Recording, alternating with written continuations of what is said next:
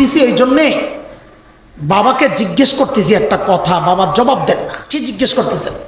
বলে বাবাকে জিজ্ঞেস করতেছি, ও বাবা, আমাকে উচ্চ শিক্ষায় শিক্ষিত করার জন্য তুমি তোমার জীবন যৌবন শেষ করেছ, তোমার সুখ আনন্দ সব শেষ করেছ, জীবনের কামাই রোজগার সব আমার পেছনে ঢেলেছ, হয়তো তুমি সফল হয়েছ, আমাকে সর্বোচ্চ শিক্ষায় শিক্ষিত করেছ, হ্যাঁ, কিন্তু বাবা এখন আমাকে জবাব দাও, আমি জানাজা যে পড়বো, এই জানাজায় কি পড়বো বাবা, এটা কেন শিখাইল না? জবাব দাও।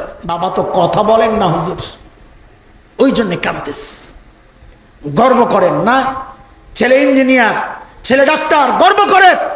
আরে গর্ব তো করবে হাফেজের বাবা, গর্ব তো করবে আলেমের বাবা, যে বাবা মায়ের সন্তানরা বাবা মার জানাজা পড়ানোর যোগ্যতা রাখে না, ওই বাবা মা আর যাই হোক তাদের মুখে গর্ব করা সাজে না।